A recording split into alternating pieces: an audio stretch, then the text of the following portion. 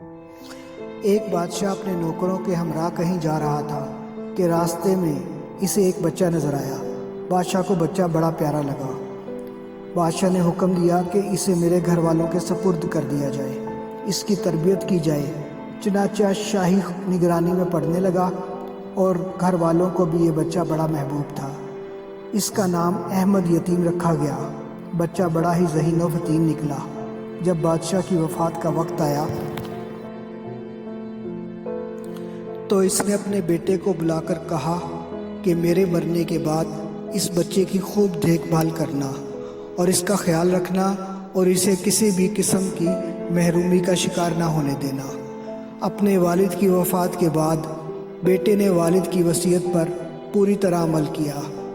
احمد یتیم کو زیادہ اہمیت دی۔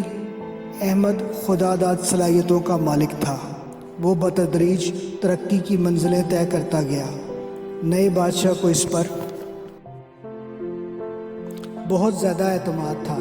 اس نے اسے اپنے خاص خادموں میں شامل کر لیا اور تمام شخصی اور ذاتی معاملات میں اس سے مشورہ کرنے لگا۔ کچھ عرصہ گزرا، احمد یتیم کی کارکردگی اور بہتر نظر آئی تو اسے محل کے تمام لوگوں کا نگران مقرر کر دیا۔ احمد آزادی کے ساتھ محل کے کسی بھی حصے میں جا سکتا تھا۔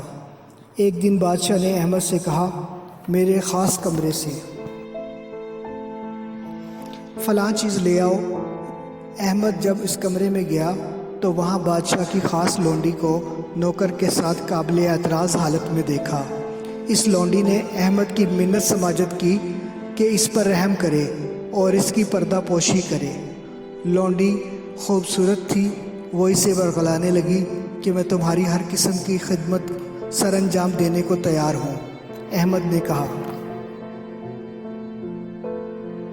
معاذ اللہ، تم کس قسم کی حرکتیں کر رہی ہو؟ میں اپنے امیر کی کس طرح خیانت کر سکتا ہوں؟ اس نے میرے ساتھ اتنا اچھا سلوک کیا ہے، مجھے فرش سے عرش تک لے گیا ہے۔ یہ کام ذلیل اور گندے لوگوں کا ہوتا ہے۔ اس نے لونڈی کو نصیحتیں کی اور توبہ استغفار کی تلقین کر کے وہاں سے رخصت ہوا اور اسے یقین دلایا کہ فکر نہ کرو، میں تمہاری پردہ پوشی کروں گا۔ ادھر لونڈی کو مسلسل فکر کھائے جا رہی تھی کہ کہیں احمد میرا پردہ چاک نہ کر دے۔ شام کے وقت حسب دستور جب امیر اندر آیا تو اس نے روتے ہوئے اپنے کپڑوں کو چاک کر لیا اور چہرے پر تھپڑ مارتے ہوئے امیر کے پاس پہنچ گئی۔ امیر اس وقت اکیلا تھا۔ اپنی خاص لونڈی کو روتے دیکھا تو کہنے لگا، تمہیں کس نے مارا ہے اور کیوں رو رہی ہو؟ لونڈی نے مکر و فریب کے ساتھ اداکاری کرتے ہوئے کہا، احمد یتیم نے میرے ساتھ دست درازی کی کوشش کی ہے۔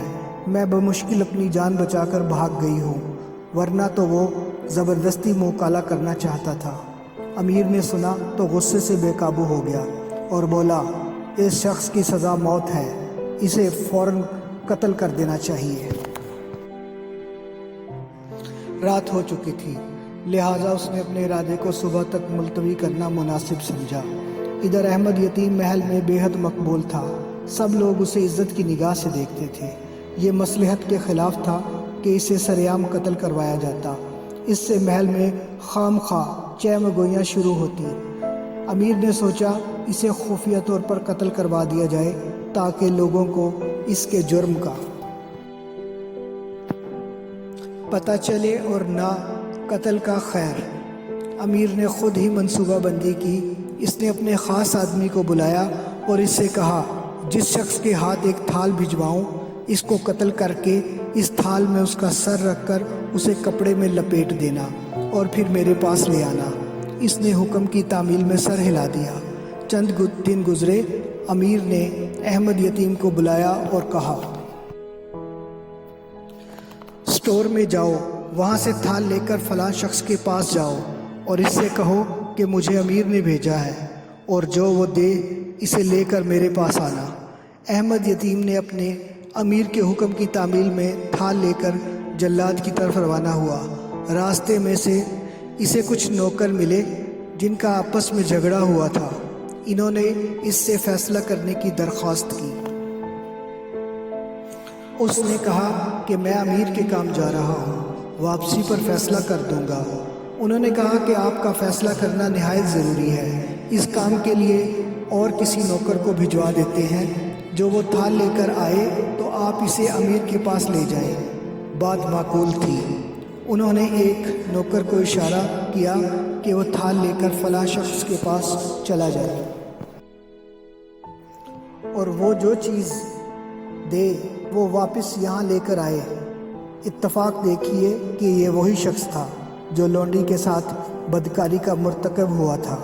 چنانچہ وہ تھال لے کر اس خادم خاص کے پاس چلا گیا۔ اس خادم خاص نے قتل کرنے کے لیے خاص جگہ کا انتخاب کیا ہوا تھا تاکہ کسی کو کانوں کان خبر نہ ہو۔ اس نے اس نوکر کو ساتھ لیا اور وہاں پہنچ گیا۔ اس نے اس کی گردن کاٹ دی اور سر تھال میں رکھ کر خوب ڈھانپا۔ آپ امیر کے پاس آیا۔ خادم خاص اس تھال کو لے کر حاضر ہوا۔ امیر نے تھال سے کپڑا ہٹایا تو وہاں احمد یتیم کے سر کی بجائے کسی اور کا سر تھا۔ وہ بڑا حیران ہوا۔ اس نے پوچھا، احمد یتیم کہاں ہے؟ بتایا گیا کہ وہ فلاں جگہ ہے۔ امیر نے احمد یتیم کو بلانے کا حکم دیا۔ جب احمد یتیم حاضر ہوا تو پوچھا، میں نے تمہیں ایک کام دے کر بھیجا تھا اور کہا تھا کہ تھال لے کر جاؤ، تم خود کیوں نہیں گئے؟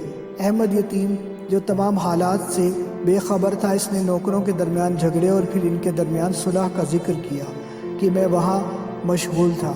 اچانک امیر کو ایک خیال آیا اور اس نے اس خادم کے بارے میں پوچھا کہ کیا تم اسے اور اس کے گناہ کے بارے میں جانتے ہو؟ احمد کہنے لگا، ہاں، اس کے فلاں لونڈی کے ساتھ ناجائز تعلقات تھے اور اس نے مجھے اللہ کا واسطہ دے کر چپ کرا دیا تھا کہ میں اس کی پردہ داری کروں۔